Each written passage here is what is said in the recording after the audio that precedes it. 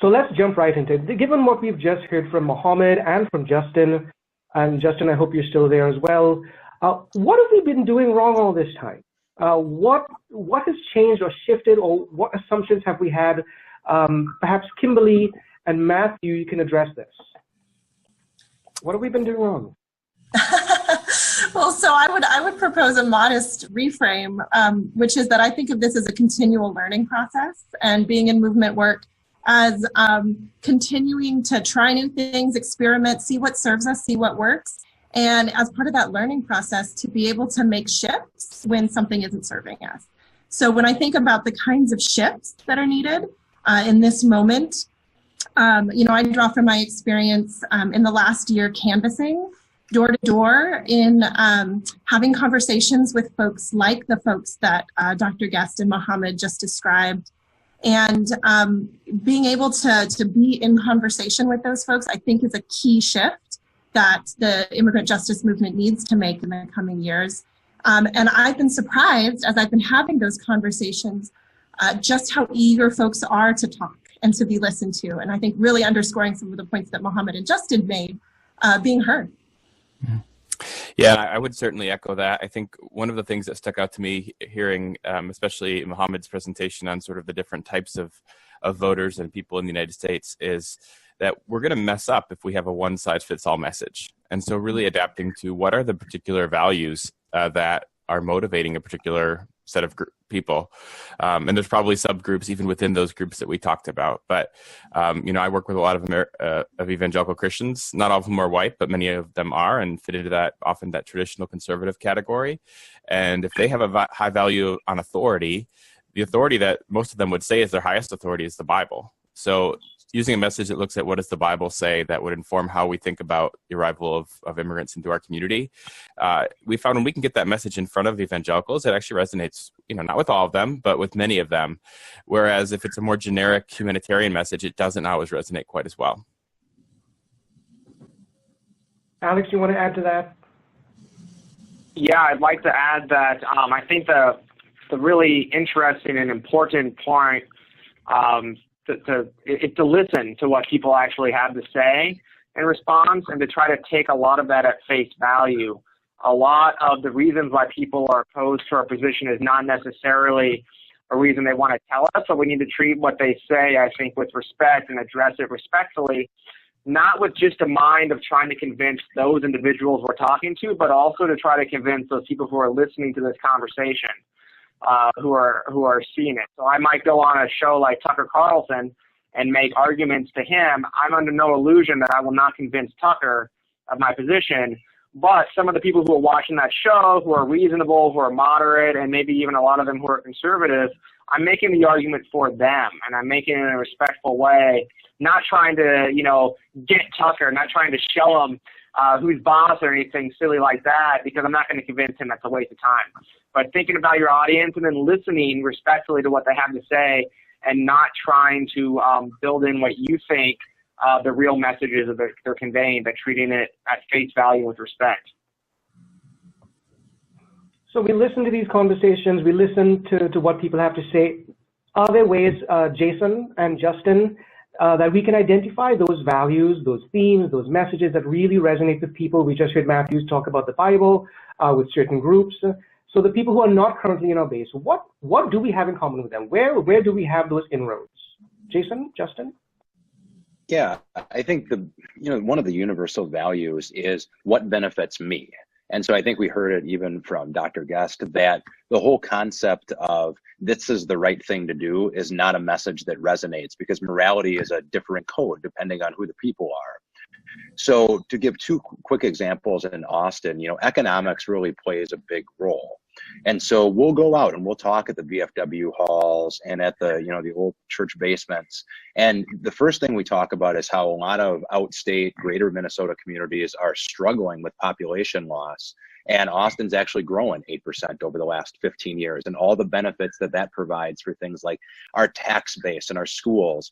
The other thing is then you connect it to positive things. So you talk about how immigrants are 28% more likely to start a business. And yeah, when you start to think about it, downtown's thriving. We don't have any open storefronts anymore. And you start to position that oh yeah, the ice cream shop I really like is owned by this cool entrepreneur from Mexico.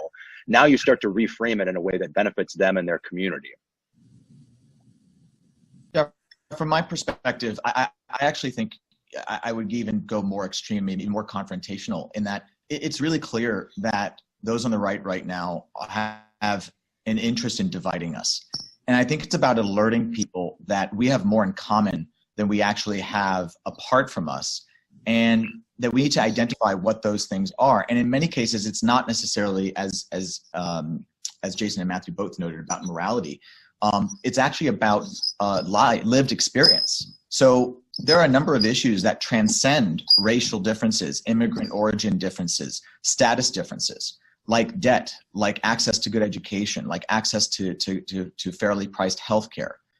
These are things that do not discriminate on the basis of race or immigration status, and they actually bind us together. And the only people who are profiting from the division and polarization of our society, from vilifying immigrants or vilifying white working class people, are politicians who are trying to drum up support for themselves. And I think it's about pulling the curtain across the stage to reveal that this is the actual political calculations at work in trying to divide the American population, when in fact, we are united by a lot of shared experiences. If I could build off of that. Yeah. If I could build something off of that real quick, there's a lot of emphasis on the pro-immigration side and talking about diversity, talking about how the country is going to be majority minority in the future, and we're talking about that more, bringing forward a lot of the divisions that I think people think and are here in the United States. And the more we emphasize the divisions, I think the more that like hurts us or could be counterproductive. So Justin, would you recommend? I mean, if a tactic if somebody has is to talk about, say, demographic changes, how big they are, how how diverse we are, etc., would you recommend like maybe de-emphasizing some of that and talking more just about all that we have in common rather than how we're different? Not only would I recommend that, Alex, and it's a great point, but I would actually recommend going further.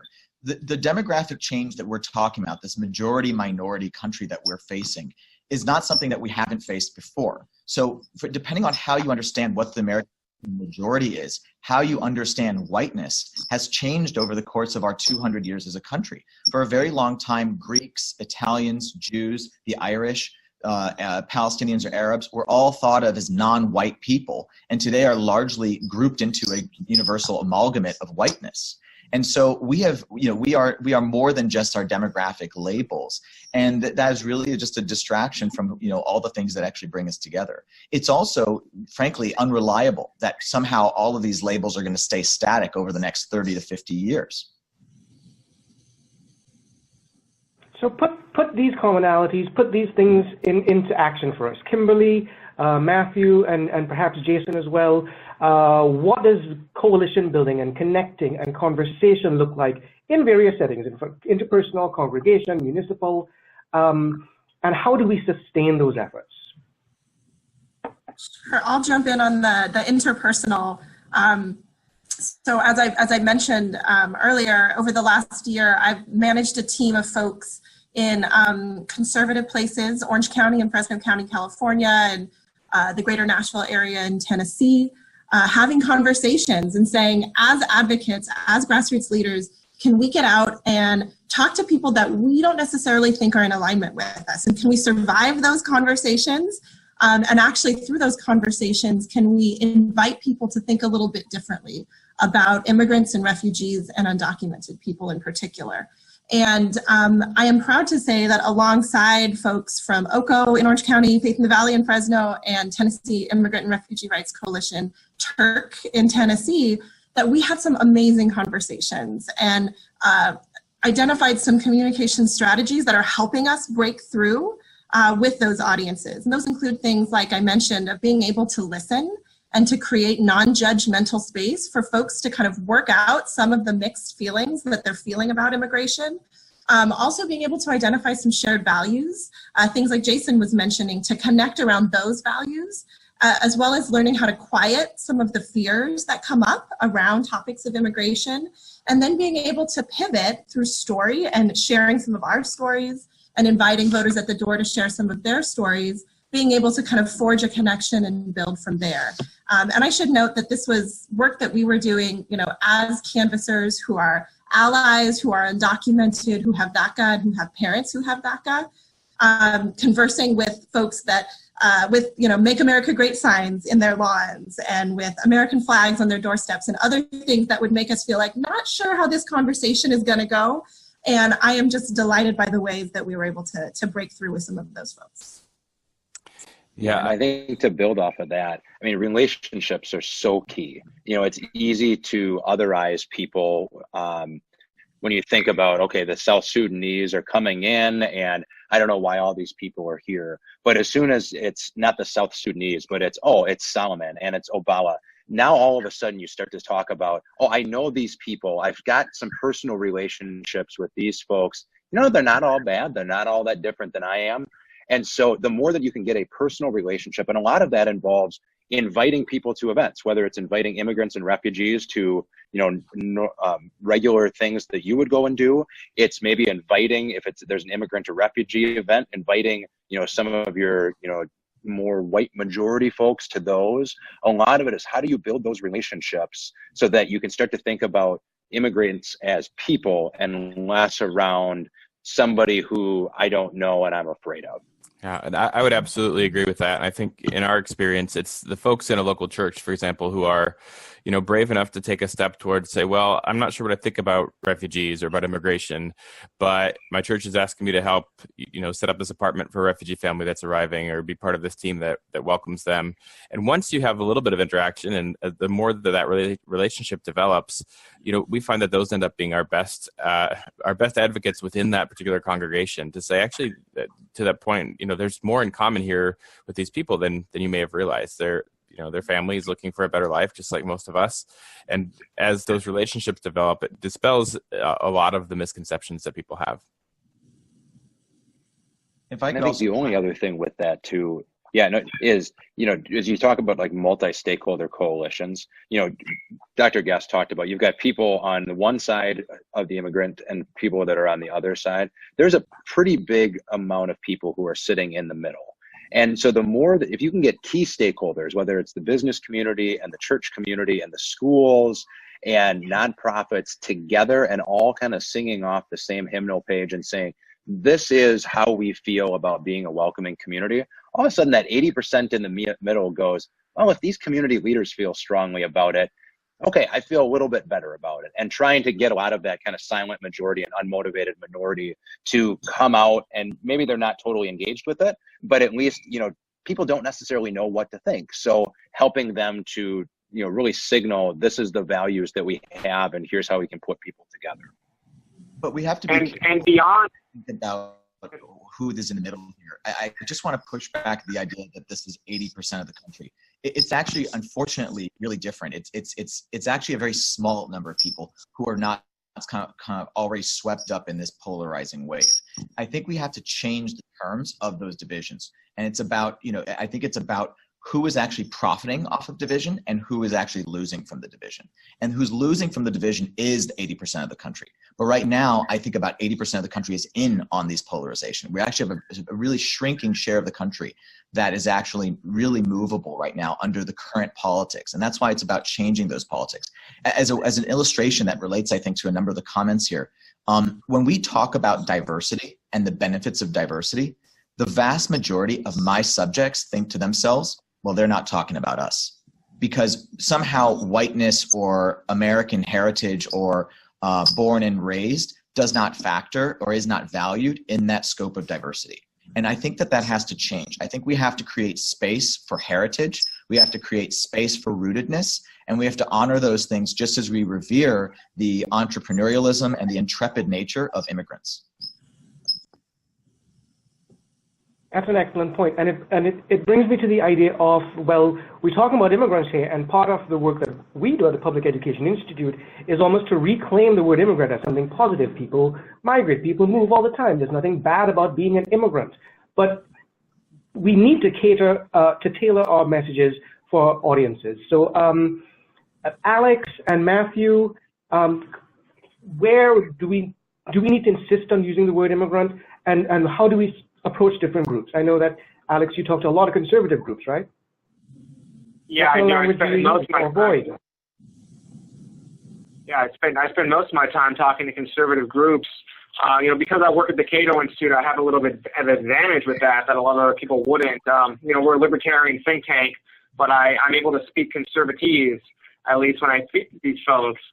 So I think part of it is using a language that they understand. And what I mean by that is every political tribe has a vocabulary and a way of talking that's a little different than other tribes. And people who are partisans or who are attuned to this or who live in these areas are pretty familiar with this. So if I was talking to, a left-wing group in Los Angeles, where I'm from, about the benefits of immigration, I would probably use the word undocumented when talking about people who are in the country unlawfully. But if I'm talking to a group of people in Arizona or Texas who are more conservative about the benefits of immigration, I'm going to use the word illegal, because I don't want to signal to them that I'm using a vocabulary that's used by the other side of the political spectrum. And they have to know in a way that I'm not like a traitor who is trying to undermine them, who is trying to go against them, that I share a lot of their other values on issues such as, individual liberty and some issues of American heritage and things like this. And one of the great ways to build that kind of rapport, or at least not to turn them off immediately within the first 10 seconds, is to at least use the same language and to seem like I'm from the same planet that they are. I call it speaking conservative. And you put it sort of in the same way. I assume most of the people listening to this are liberals or progressives. If I was trying to convince you of my position on something like tax cuts, for instance, I wouldn't begin the conversation by saying, quote, "You are a foolish communist who wants to take away all of our private property and turn us into the Soviet Union," unquote. That'd be a really stupid way to try to reach out to people who disagree with me on that topic. In the same way, I think we need to think about like the language and how we try to reach out to people who disagree with us on this, because if our language was already working, we'd already have convinced them that this was fine. So, being careful of the language you use and of who you're trying to talk to. What works for you and your friends, if you're a liberal or if you're a conservative, is probably not going to work when you take that same message and same language and appeal to the other side when you're trying to convince people. And trying to convince people, I think, is the most important part. I think that's why we're all here today. That's why we all work on this subject. That's why we're all interested. I'm not interested in appealing to people of my own political tribe to show how great I am. And if I was, then I wouldn't be interested in learning these lessons the hard way that I have over the last decade. Yeah, and Matthew, what? Yep, go ahead. Well, I was just going to say, I think it's so important to just know who your audience is. And sometimes you're in a group and you can't guess perfectly who your audience is. But as much as possible, I try to use descriptive language that's as neutral as possible. So, Alex just talked about people who are in the country unlawfully. That's just an accurate description that doesn't jump to one term or another that people are trying to peg which partisan line you're along. Or you start by telling stories. And part of the story is they crossed the border illegally. I don't have any problem saying that someone that crossing the border was unlawful, but that's not describing their personhood or their identity. It's helping people understand. Or even like the term refugee, most Americans have no real sense of what that means in a legal definition. So describing, this is someone who was persecuted because of their faith or because of their political opinion and had to flee their country, I think helps people put a little bit of a human face on the terminology we use. And before we get to some attendee questions, I want to, this issue of culture and identity loss, as we've heard, is paramount in the minds of many Americans. Kimberly, Jason, any ideas of how we can navigate this? Through our canvassing, we were encountering a lot of fears that Americans have about immigrants and immigration, culture and identity loss being one of many. And part of within kind of personal conversations, the ways that we were experimenting with navigating that is figuring out how do we quiet those fears and get folks out of that fear-motivated place and move them into a more wholesome and positive place. And, in conversation, that could look like things like acknowledging the fear, just acknowledging, hey, folks have mixed feelings about this. And being able to then pivot to what's a shared value that we all hold, actually. In our case, pivoting to things like compassion or the golden rule, for example, becomes a place where we can connect around that wholesome value and build from that bridge rather than kind of get stuck in the fear-based place. I think building on that, when we go out and we talk about these issues with audiences, thinking about making sure that we're including everyone in that conversation. And so as we talk locally about building a welcoming community, it's not just about, hey, we want to make this a welcoming community for folks who have come here recently, but it's, hey, we want this to be a community where you can feel like you're a full member, whether you've been here for 6 months or 60 years and everything in between. And it ends up being some of those little things, food, kids, sporting events that are those common connectors. And so a perfect example is we've had a Taste of Nations for about 10 years in Austin, where typically it used to be the immigrant and refugee community would make food from their homeland. And over the last few years, what we've done is we've not only expanded that, but we've also invited, the church basement ladies to bring in, Swedish lefse and things like that, so that they feel like they can talk about their cultural heritage. And now all of a sudden you got, 80-year-old Lutheran ladies next to 22-year-old Latinos and everyone in between really connecting on food, which everybody likes food, everybody likes kids. And it starts to build more of that connection where everybody feels like they're included in the moment.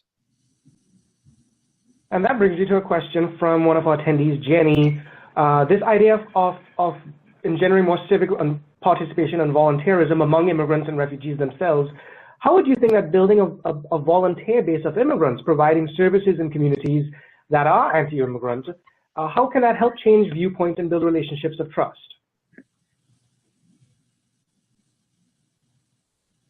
Matthew, Jason?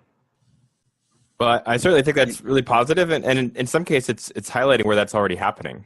Immigrants are serving in their communities, but often it's out of sight of the majority culture folks. In my work with churches, it's often helping people in mostly white churches realize that there's a Spanish-speaking church down the street that is, often shares a lot of the same beliefs and is serving in a lot of the same ways, and helping build some of those relationships and just making them aware of those commonalities. And what we've seen is, the multicultural community, there's a lot of enthusiasm and desire to get involved in the community. And you hear a lot of, hey, I want to show that I'm not just taking resources, but I'm actively contributing to the community. But what we found the biggest gap was connecting them to those opportunities. And so it can be official things like, for example, we created an honorary council member position where we have a multicultural, I guess it's technically open to anybody, but like we just had a member of the Karenni community who served for 2 months and sat in and all the city council meetings and can then connect back. Who do you need to talk to get involved with things? But it's also about, hey, we've got this great opportunity at the library, and reaching out to multicultural communities and immigrants and refugees to say, hey, do you have anybody that would be willing to come? Because as soon as they find out that there's an opportunity, they jump at it. And now you've got people serving alongside each other and building some of those personal connections. Yeah, and I would add, if I can, I would add providing concrete economic and social examples of contribution actually elevates local and regional identity, because in some of our qualitative, local and regional identity often superseded national identity. People said that they were from Austin before they said they were American. And so speaking to that, speaking to the concerns of the block, the contribution of folks within the block is actually a very powerful lever and can often move people in a direction that is more open on issues of immigration. And that brings me to something that Dan commented on, one of our attendees. Kimberly, you sort of alluded to this, a lot of those basic common things, the golden rule and whatnot, but how do you handle the disconnect between people who say their highest authority is the Bible, but that is not actually their highest authority? Dan heard a pastor say that I have them for an hour on Sunday, Fox News has them for the rest of the week. How do we manage that disconnect? That's a great question. I would also lean to Matt a little bit on this one, because I know that this is a community that you think a lot about, Matt. part of what we've been experiencing in conversation is just how valuable it is to see someone, to listen to someone, hear their story, and sometimes let them work out some of what they're hearing on Fox News out loud. And that actually can be very difficult as advocates, as people who have life experiences that are a little bit different than the picture that's getting painted on Fox News. But that actually, when we create that space for someone to process, they actually start themselves some questions, they actually start to move a little bit. And that we need to be in that process with them to help point them toward, this is how you hold some of the values that are valuable and important to you, and you can simultaneously support your fellow man, and you can recognize the inherent dignity, and this is what that looks like locally. It means supporting this particular policy. It means being able to jump on board with this other thing that's happening locally. And I think being able to help make those connections, that this isn't totally black and white, you can hold the values you hold and you can support people, can be a way through. Yeah, and I'll just say I've had pastors say precisely that. They get people maybe 1 or 2 Sundays a month for some of them, and for an hour, and then the cable news, especially Fox News, has them every night. And my challenge back to them, well, you better use your hour a month every once in a while to talk about what the Bible says on this. And as you do so, also be aware of what Fox News is saying. And there's nuanced messages on Fox News. It's not always exactly the same message, but often, for example, the language around amnesty, that gets thrown around. And then to be able to understand why, for people who really value fairness and authority, that's a troubling concept. But to be able to help them understand, for example, the sort of immigration reforms that I know we've supported in the past, we really don't think are amnesty. They have a fine involved if you've been unlawfully present in the country. They have this whole process you need to go through to earn legal status. And we find that most people, when their pastor helps walk them through that, they actually think, oh yeah, that wasn't really a fair characterization of what that policy would do. And a lot of it has to do with educating people on what is happening and ensuring that it's not a very simple conversation. It's not just it's not a line or this or that. Get in line. It's a very, very complex issue, and sometimes the complexity actually helps. And it brings me to a final point before we begin to wrap up, which is, okay, we need to educate people more. We need to get facts out there. But Alex and Justin, I feel as though, we want people to go and get the actual information, look at the economic contributions, etc. But are the facts and the research having an impact anymore in this fake news world? So I think that facts still matter. I think they're not irrelevant. I think they matter.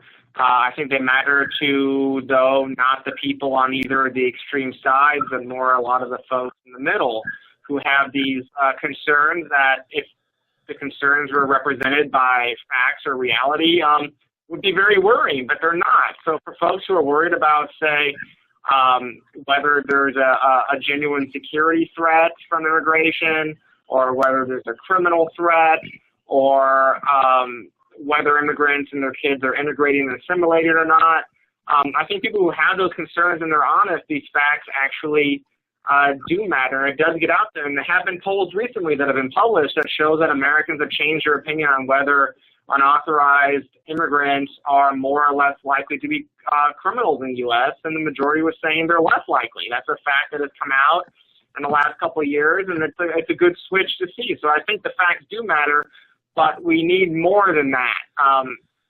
There's no, I think, silver bullet argument for any policy topic, let alone as one as complicated as the issue of immigration. Sustained effort from multiple people. Justin, do you agree? Yeah, I do, and I want to add a few things too. As a professor, my job is to create facts, right? We're in the knowledge production and industry, and so obviously it's very frustrating for people like me. However, what I've come to realize when it comes to immigration is that facts are subject to both the means of communication and the communicator herself or himself. And by that I mean, we cannot simply communicate facts and allow them to stand on their own. We have to think about new ways to package these facts, to create new narratives. You need a communication strategy that is actually dedicated and versatile to addressing the people who are doubters, rather than to speaking to our proverbial choir. And I don't think that we've done that. I don't think there's a concerted effort inside of the movement to reach people who we aren't usually reaching. And I think, and if anyone on this line is actually interested in doing so, I encourage you to write to me. My email address is justin.guest@gmail.com, and I'd be very happy to hear from you. But it's also about developing new communicators. Facts are in the eyes of, are in the hands of those who communicate them. And we are more trusting of certain people than others. And it's about identifying new allies to actually communicate those facts, to actually leverage the trust that they've already developed from whether it's their audience or their congregation or their colleagues, to actually communicate them in ways that are actually believed and trusted in a very skeptical world today. So this is a huge issue, and I think we've got some really incredible insights, but there's so much more that we need to learn and we need to do, and we will be sending all of our attendees a lot of resources and links after the webinar within about a week or so, including recordings of this webinar and the slides that you saw to help you in your work. But as we go, before we wrap up, I just would like to get from each of our 6 incredible experts today, in 10 seconds, give me one actionable item, one thing you would like to leave with attendees that they can go out and do right now to broaden the base for immigrants and refugee support. And Justin, we can start with you. I think that the #1 first step is to listen. And I don't think we set enough time aside for listening. And I don't think we listen to different people. I don't think we go out and purposely seek them out. I think we have to drive 20 miles in any direction you choose and find people to actually understand where they are coming from right now, and then develop strategies that actually relate to them. And I think that we as a movement have to recognize our failures. I think we have to recognize that we have not actually done enough to reach people and to convince people that they are implicated as any immigrant is, the promotion of immigration and the protection of immigrants. And I think that we have to come face to face with this unfortunate, inconvenient reality. And until we do, I don't think we're going to be able to change. Mohammed? Yeah, so I mean, the challenge in here is that we're trying to wrestle with how do we speak to the concerns of marginalized communities and those who've historically been marginalized, including, say, my own community. And so my sense of it would be to provide very concrete social and economic examples of contribution and connect that to elements of local identity. And often that cuts across some of the fears that the folks have been speaking to. And so that would be sort of my sense. And to go off Justin's point, the first step in doing so would be to listen. And I would also like to push back just very briefly. The folks say within the exhausted majority, the 80% that Justin mentioned for, say, in our segmentation, 67%. These are folks who are actually the most diverse in the United States. They're not all white. The whitest groups are actually on the wings, and they're the most politically active. And so when we think about how to listen, it's actually also speaking to the concerns of those who are most marginalized in this country, who belong to folks who are open to compromise, who belong to segments who are open to compromise. So yeah. Thank you. Alex? So easiest thing to stop doing is to stop stereotyping your opponents based on a small number of people on social media. So maybe take a step back from Twitter, step back from Facebook, because the rude weirdos on there who are going to say nasty things to you are not the typical people who disagree with you on this topic. And stepping back from that, I think, will help you view the opposite side with some humanity, in the same sense that we want them to start viewing, or some of them to start viewing immigrants as humans. Jason? You know, I think, again, to build, I think showing how this issue benefits them as a person, benefits their communities, goes a long way towards changing the way that they think about it and building those personal relationships so this becomes less of an otherized issue and more of a personal issue goes a huge, long way. Matthew? Yeah, I think it's just so important to really understand who your audience is and what their values are, what the authorities that they look to are, and being able to really tailor our messaging. That I've found that's really critical. Kimberly? I would say think of one person in your life who you love, who is probably not on the same page with you about immigration. and have an intentional conversation with them about this topic. And I would invite you to focus on listening, asking questions of them, even if you're scared what the answers are going to be, and if you feel emotionally safe in the conversation, to share perhaps a little bit of your story and why you care about what you care about, and ask them to do the same.